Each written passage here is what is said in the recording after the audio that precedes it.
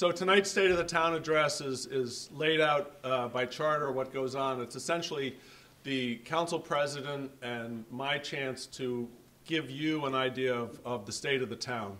And to that extent, Councilor Chase, President Chase, will give his speech from the view of the council, and I'll follow up with my view from the operational side of the house, so to speak. So I would like to introduce Councilor Chase, who's president this year.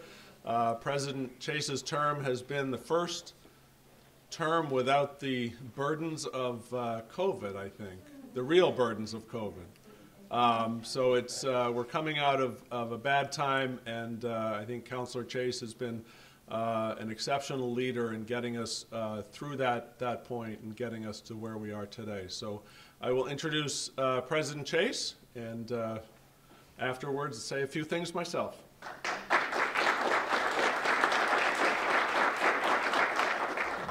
Thank you so much, Mr. Dutton, and welcome everyone, fellow citizens and honored guests.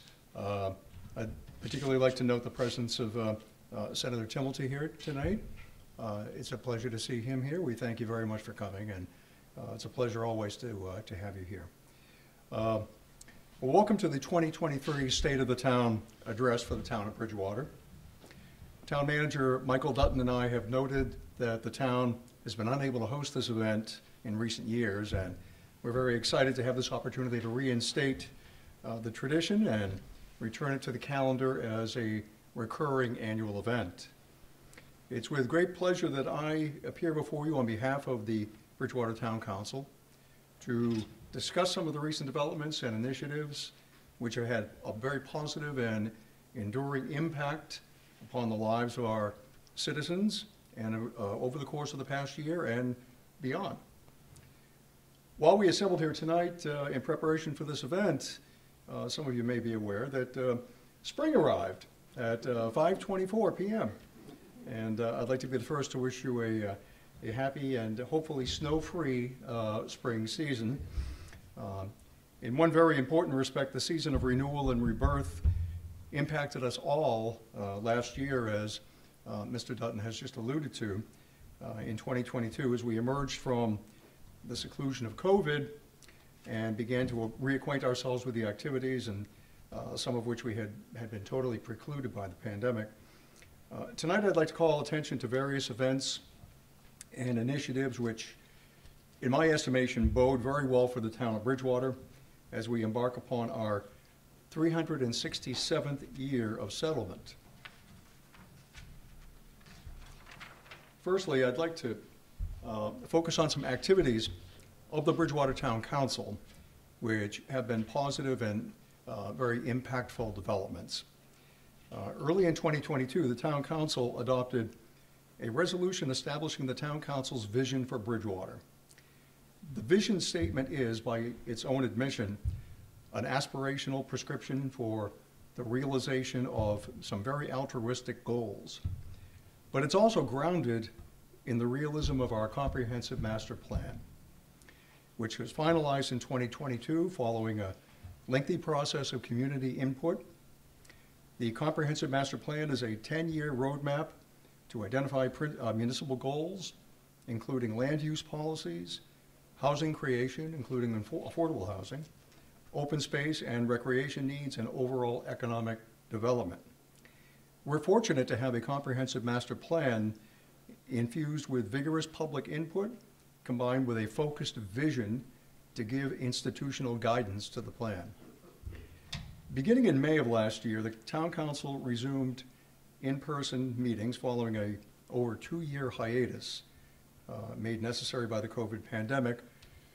And while there may have been some degree of trepidation at that time, the council nonetheless believes strongly that in-person council sessions were desired by citizens, and it will be a very promising step toward normalizing the function of town government by returning to in-person meetings.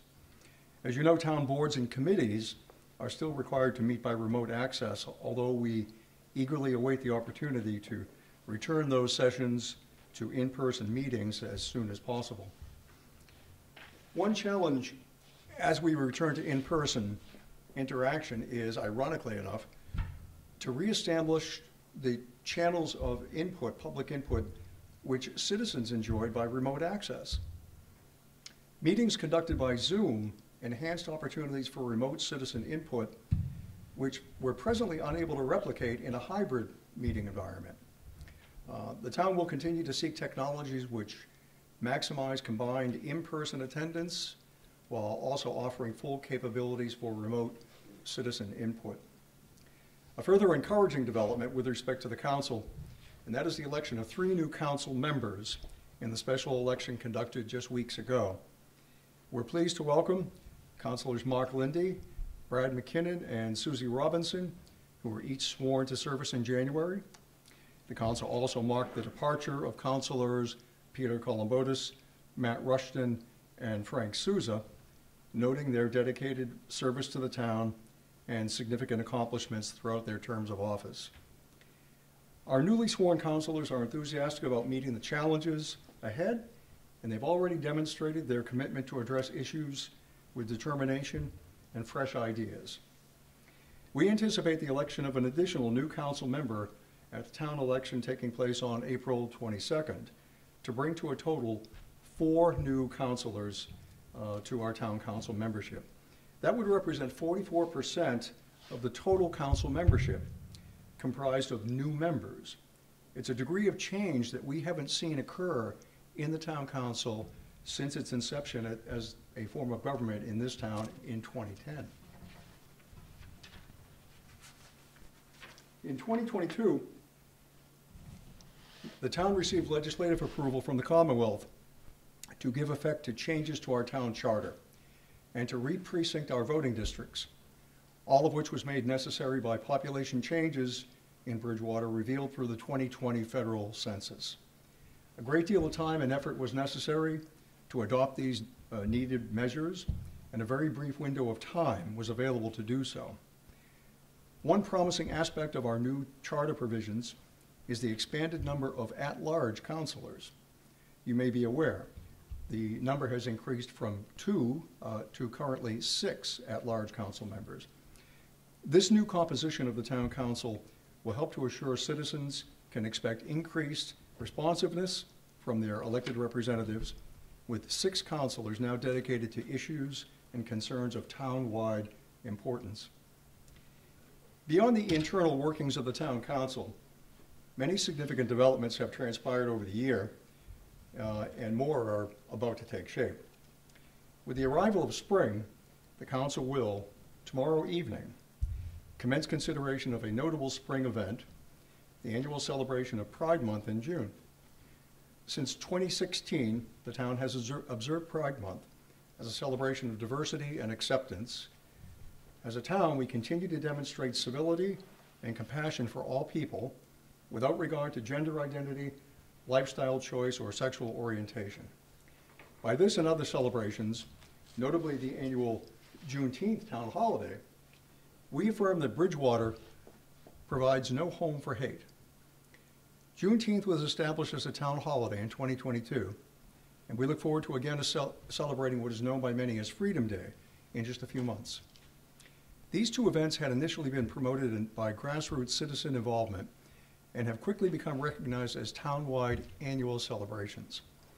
The role of the Bridgewater Communities for Civil Rights has been instrumental in promoting and organizing these events.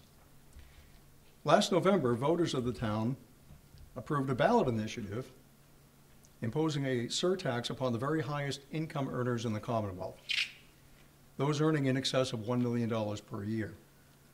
That initiative, the Fair Share Amendment, had been unanimously recommended for passage by the town council, and at the polls in November, the binding referendum question was approved statewide.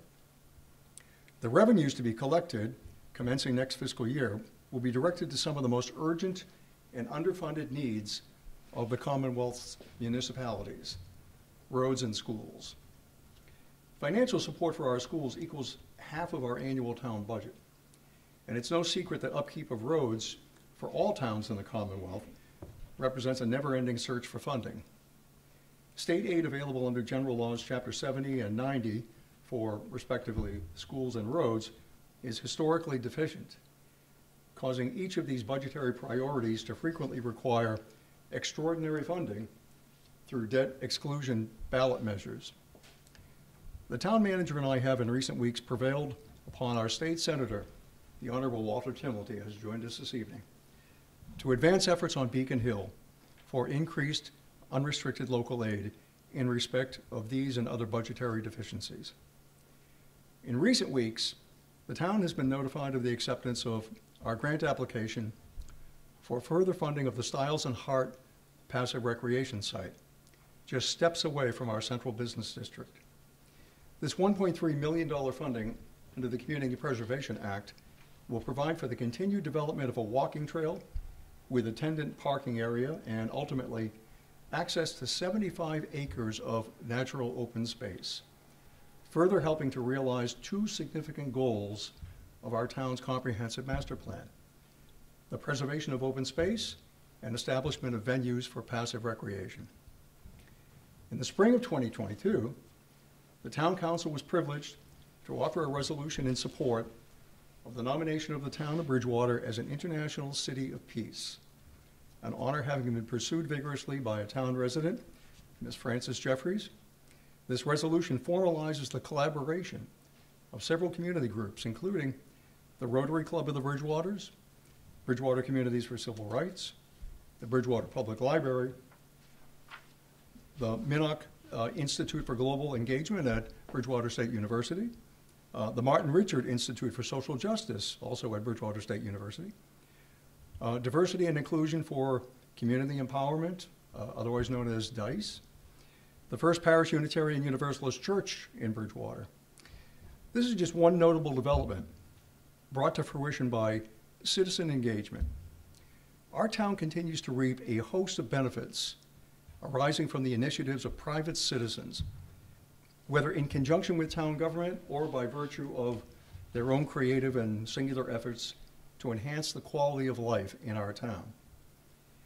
Just with reference to the town's boards and committees and commissions, I'm encouraged by the increasing numbers of citizens who have stepped forward to volunteer their efforts.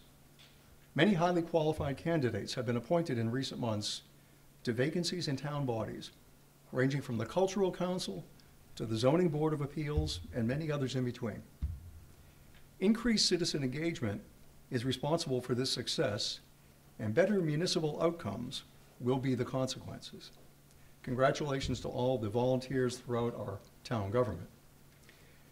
Last fall, receipt of over $400,000 in grant funding was announced to benefit the equipment needs of the Bridgewater Fire Department.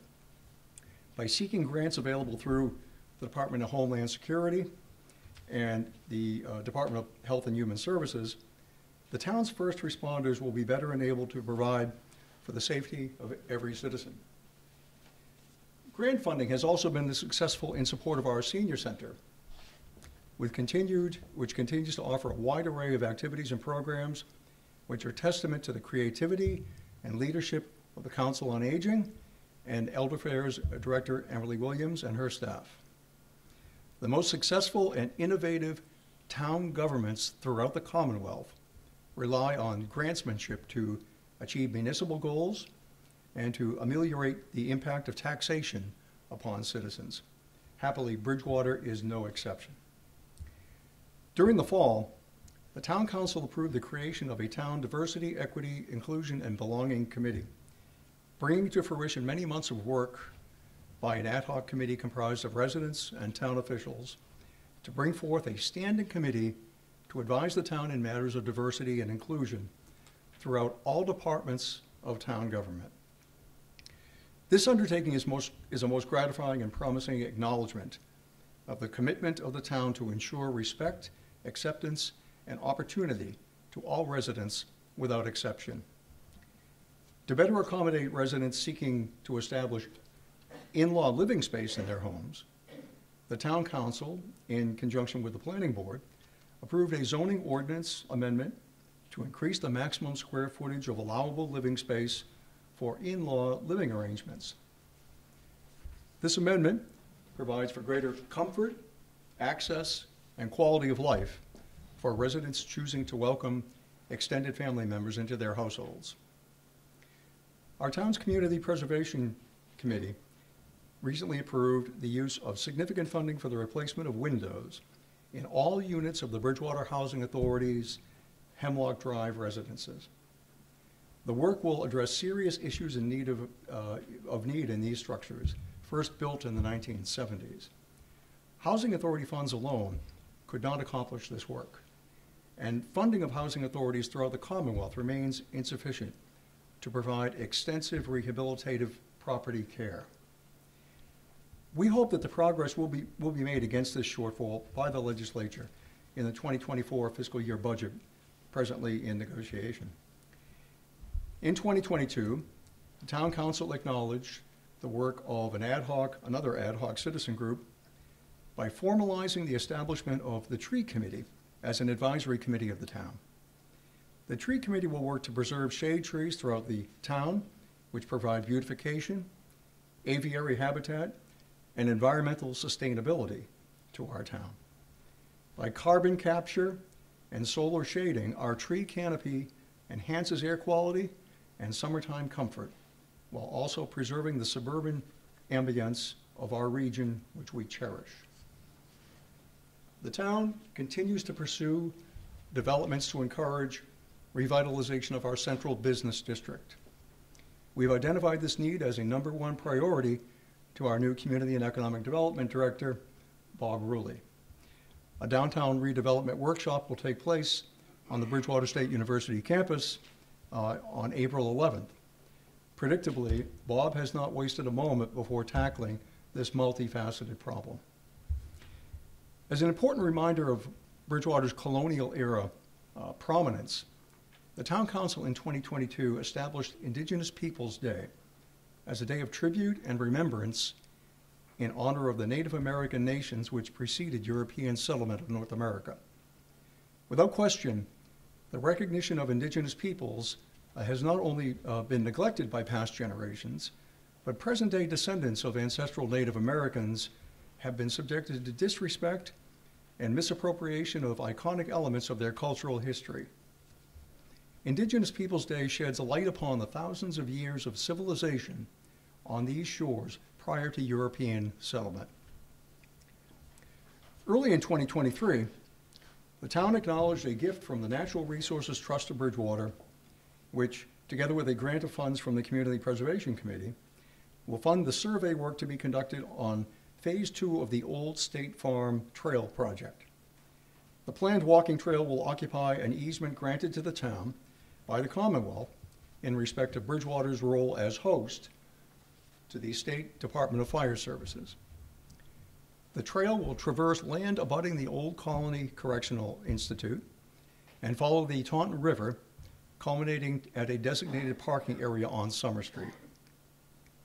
Through grassroots efforts of citizens and environmental organizations, we are beginning to see real progress on the completion of the Nunkatesset Greenway, a network of land and water trails along the Town River which connects conservation areas and urban centers.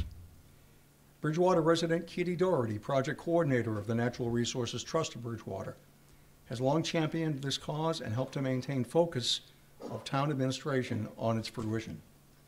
Kitty has just announced that a Spring Parks and Trail Roundtable will be held here at the Bridgewater Public Library on March 28th. In a related development, last fall, Bridgewater resident Al Lacerda promoted the creation of a highly successful farmers market as a recurring event at the Town Landing on Spring Street. Through his efforts, the town administration has advanced efforts for the rehabilitation of that public area for continued use by all residents. Another good example of community engagement by our neighbors. Just across Central Square, attention is called to the work being undertaken to replace the roofing of the townhouse. Completing the exterior work commenced several years ago. The potential of the townhouse as a unique and cherished town asset cannot be overstated. The collaboration of Marilee Hunt, the Bridgewater Improvement Association, and the Community Preservation Committee, together with town administration, is a highly commendable undertaking for the preservation of the townhouse, which we will continue to serve the town for decades to come in a new capacity.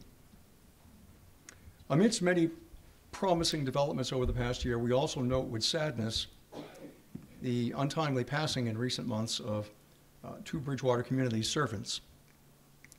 We acknowledge Charlie Simons, whose contributions of community service have been widely recognized over many years, and of Fire Department Captain Eric Elder, whose passing was marked with a tremendous outpouring of sentiment from town residents and brother firefighters from throughout the Commonwealth. We continue to express our condolences to the families and friends of these servants.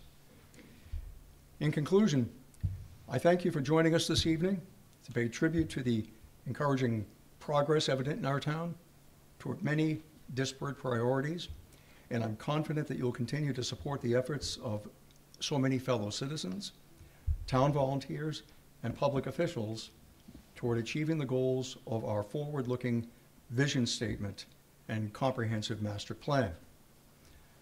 Following the upcoming town election on April 22nd, the town council will reorganize and I will step down as council president. I've been honored to serve the community and the council as president over the past year, and I look forward to continued service as your District 3 councilor. Good evening, and thank you all so much for your attendance. Thank you.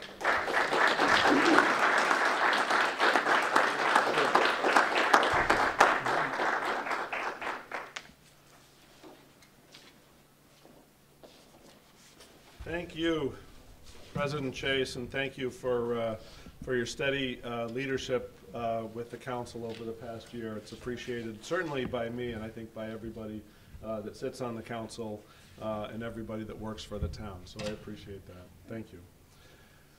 So welcome to my portion of the 2023 State of the Town. Thank you certainly to Jed Phillips and the library trustees for hosting us this evening, and thank you for coming out. Also, thanks to Jeff Fowler and BTV for graciously offering to record this occasion and get it on the air and streamed. So appreciate BTV doing that. So as President Chase pointed out, the Bridgewater Town Charter gives us the responsibility for preparing this message for delivery to the town council and the citizens of Bridgewater. Obviously, its purpose is to describe the state of the town. So let me start by reminding everyone, and I think President Chase alluded to this, but let me start by reminding everyone of our mission. And the mission is, by 2035, Bridgewater will have established itself as the region's most accessible and desirable hub of culture, commerce, education, and open space preservation, with a thriving downtown area, a breadth of housing choices, sustainable infrastructure, green initiatives, and a connected network of scenic outdoor recreation options, all of which preserve our quaint small town aesthetic and highlight our historic heritage and charm. Well, that's an easy task. With that mission in place, the Town Council adopted a broad set of goals to ensure progress in meeting our 2022 Master Plan objectives. This is the first time that I know of in Bridgewater's history that we have a sensible and realistic and adopted master plan, a town mission statement, and a set of specific goals articulated by the Town Council to guide our path forward. We are pointed in the right direction. The council is prepared to accomplish great things, and I am certainly ready to make them happen. I am happy to report that your town government has weathered the COVID-19 pandemic in better financial shape than most area cities and towns.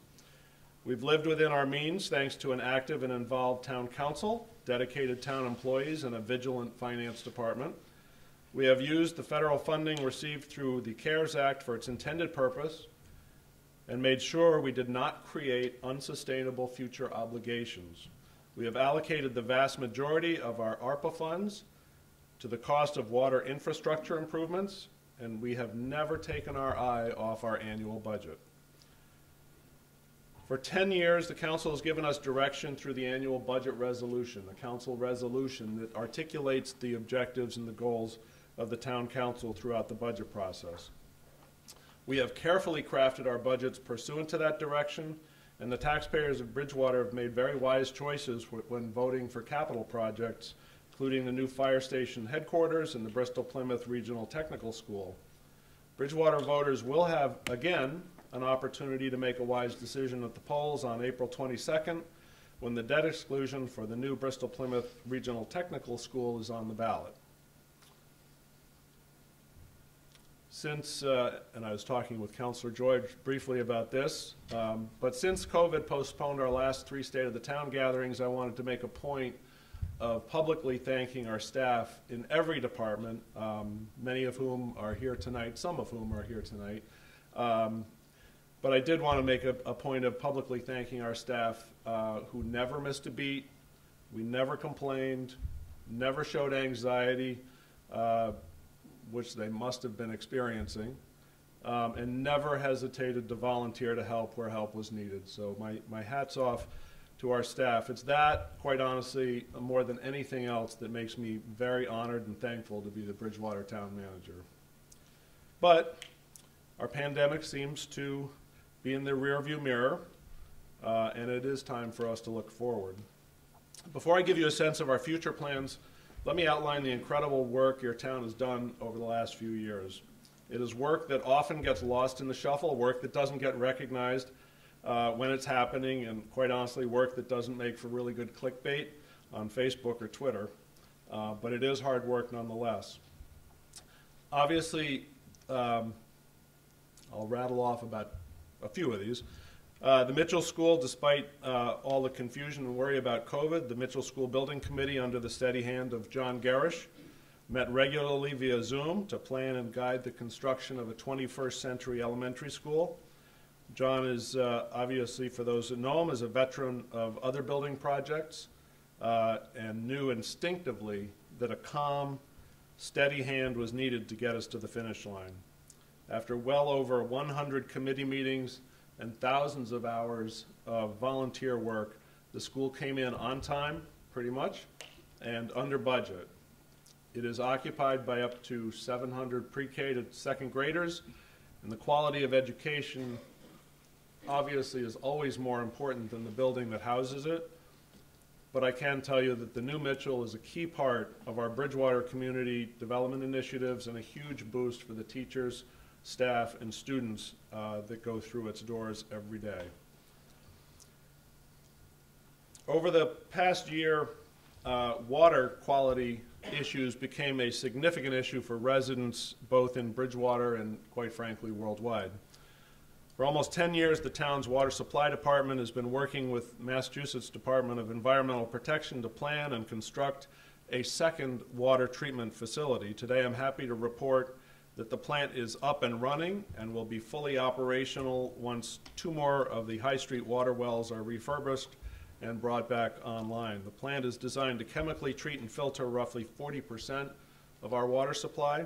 The existing Carver's Pond facility and the High Street facility combined will filter and treat almost 100% of our water supply.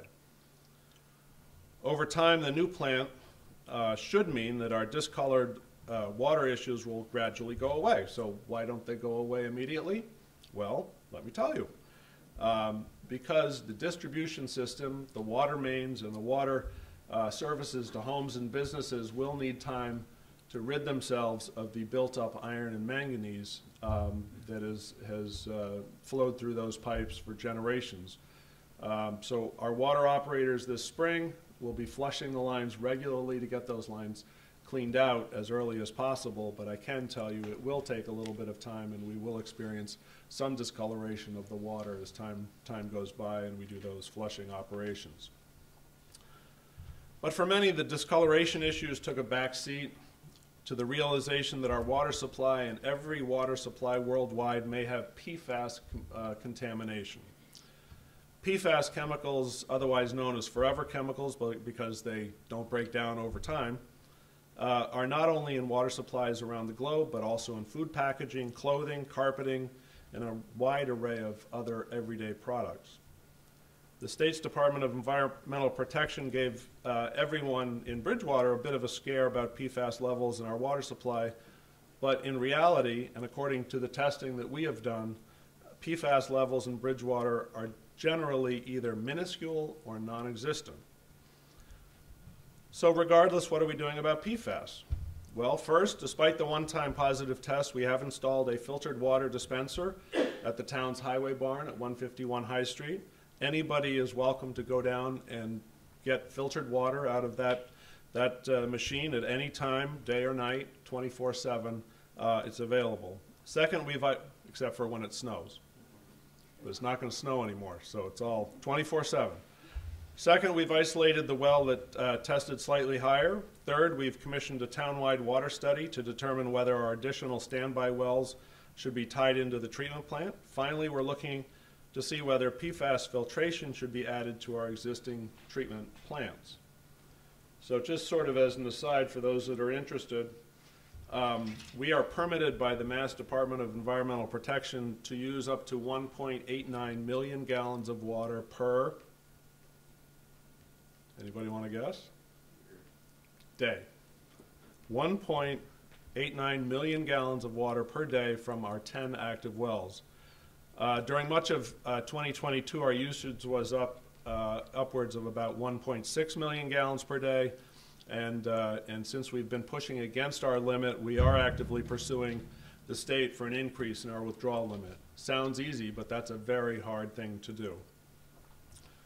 So during 2022, the town of Bridgewater saw the culmination of years of planning for many projects and initiatives.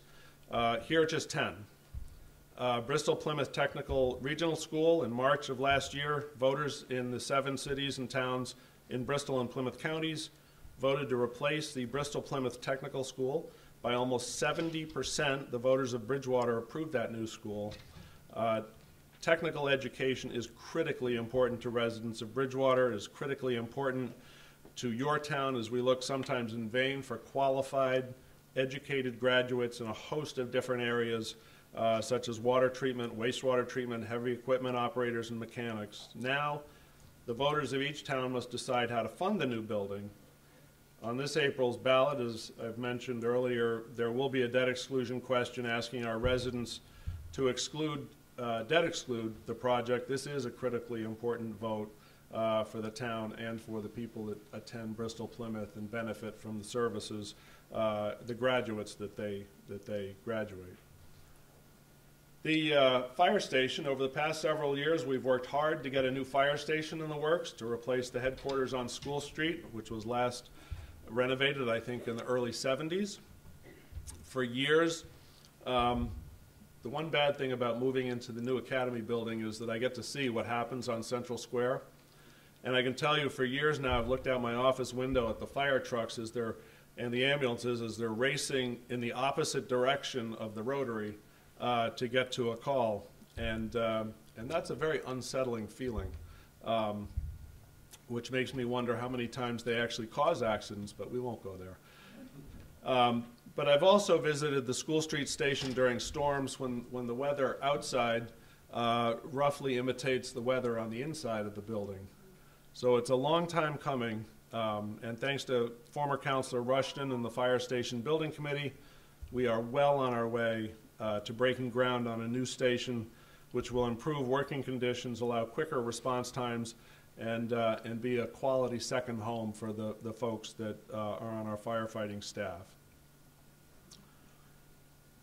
Sewer plant upgrades. Contractors began the upgrade to the sewer treatment plant very recently, 5 years ago, after the EPA and DEP issued a permit that the town could not possibly adhere to. We sued the EPA and the DEP. That's not something that we look forward to, certainly, but we did file suit against them to seek a more favorable permit.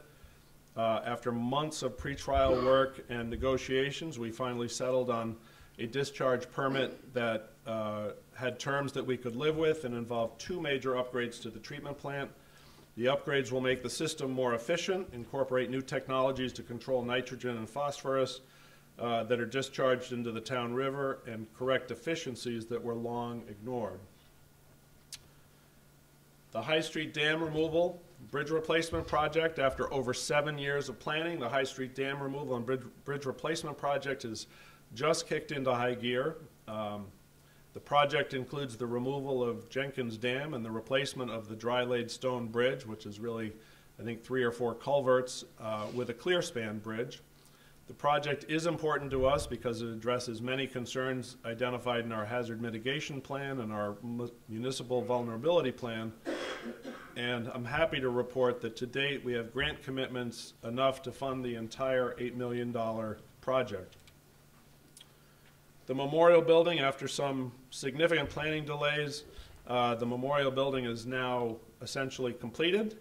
It now has proper handicapped access, a finished lower level, appropriate bathroom facilities, repaired and improved front entry, and a repaired rear stairs and roof. Stiles and Hart, which excuse me, President Chase alluded to, the Stiles and Hart parkland was enlarged with the purchase of 5 acres of additional open space. We also recently received that federal grant to make a series of important improvements such as trail clearing, accessibility, fishing platforms, interpretive signage, parking, and improved trailheads. It really is the jewel of our downtown area and provides one of a very few unspoiled open spaces in downtown areas in the state. It's a special, special place for us. The Summer Street eminent domain taking pursuant to our open space and rec plan and our downtown improvement objectives, the long-planned eminent domain taking of the property on Summer Street, formerly housing the mobile station, was finally completed. The space will become a vibrant addition to the Flora Little Park next door and create a space, hopefully for the community to gather, play a game of chess or checkers, and maybe a little table tennis, and enjoy a takeout sandwich. We've already begun to do a little bit of cleanup there, and there's a lot left to do and a lot more to come on that project. In 2022, we updated our municipal vulnerability preparedness plan. Old Colony Planning Council helped us to identify natural and man-made hazards and vulnerabilities in Bridgewater. The plan helps us identify opportunities to reduce impact of hazards and increase resilience across town. With an updated plan and the work we did several years ago on our hazard mitigation plan, we've been able to secure grant funding through federal and state sources. In fact, our MVP plan helped us to secure over $2.5 million in funding for the High Street Dam work. So when people balk at all the work that goes into a planning document, sometimes they don't really see the fruits of that labor. This is one of the examples of fruits of those labors. Old Scotland Links.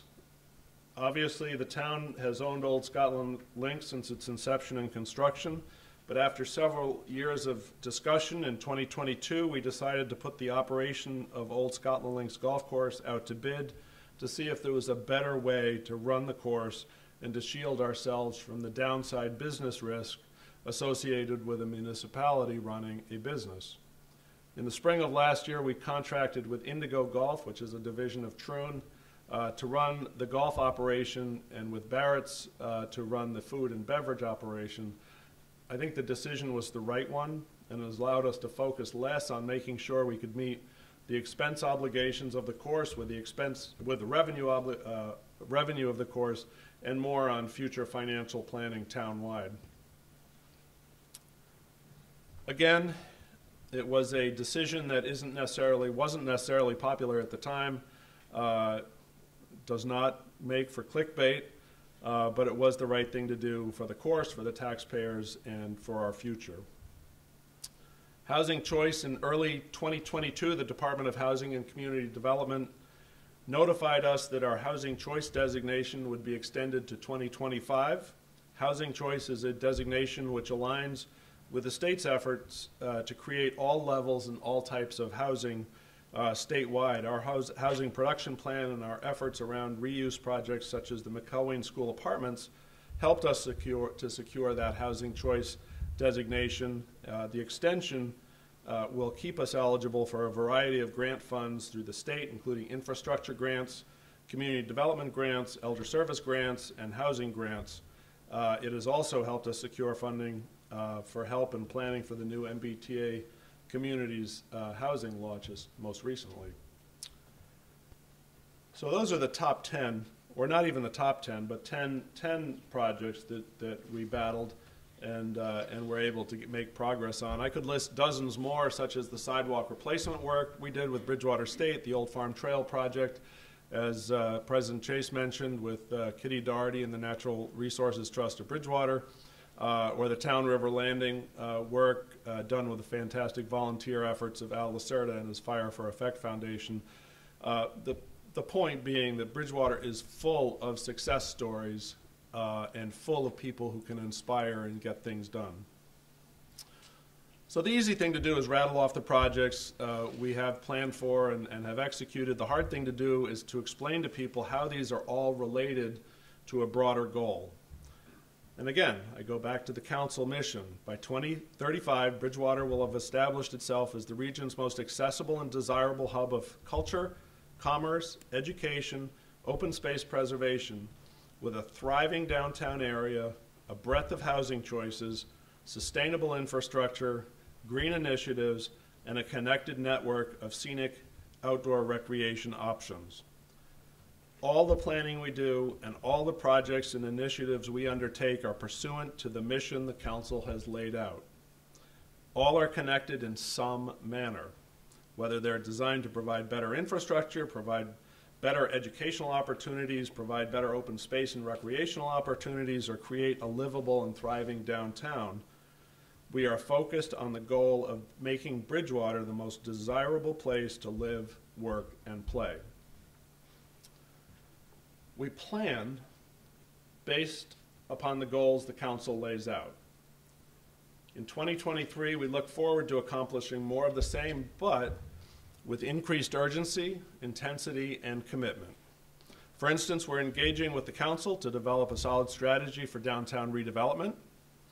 Bob Ruley, mentioned before, has reached out to many property owners, tenants, BSU, community members to outline a vision of Bridgewater's downtown that makes us a prime destination in Southeast Massachusetts.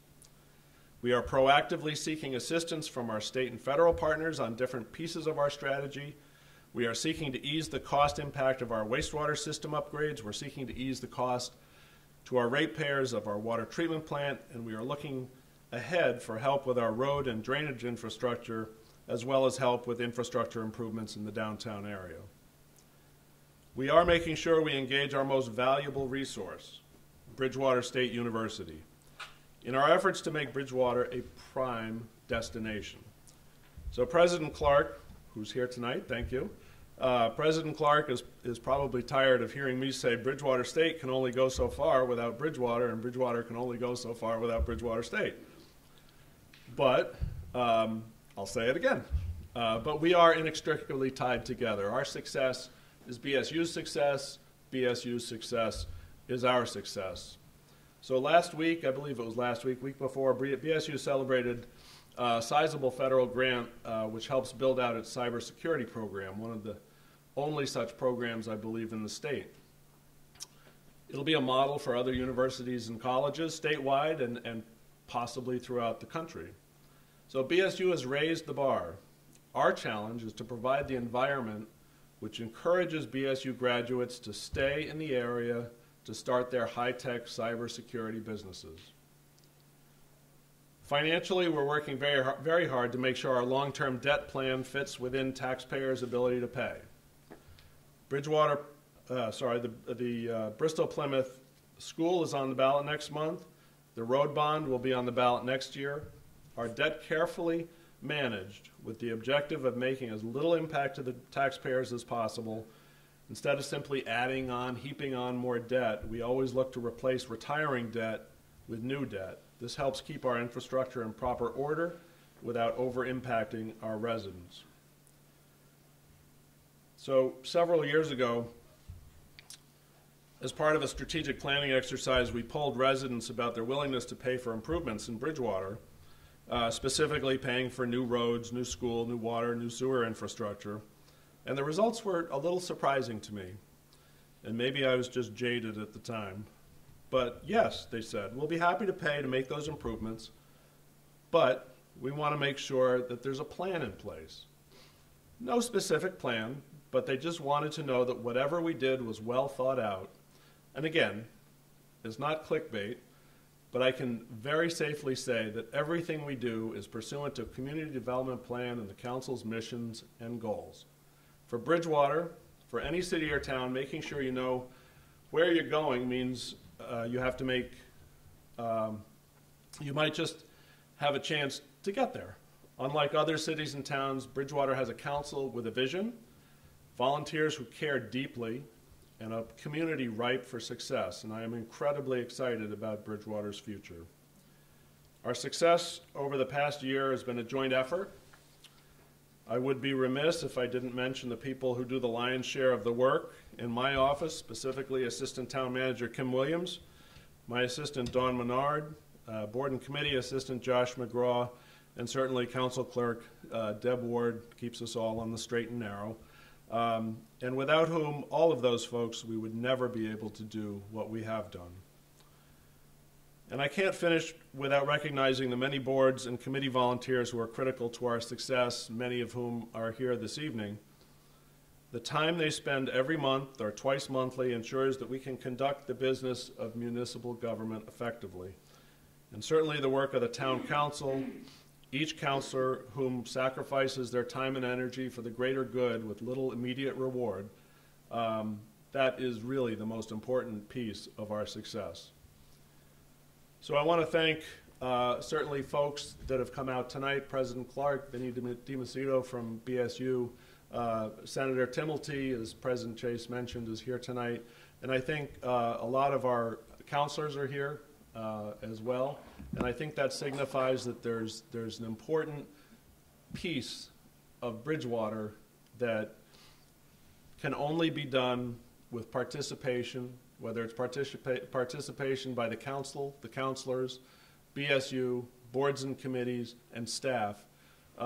We have to work together and make sure that we can get the job done in 2023 and beyond. So thank you for coming tonight, and thank you for those 150,000 people watching at home. Mostly thank you for being interested, and thank you for being engaged.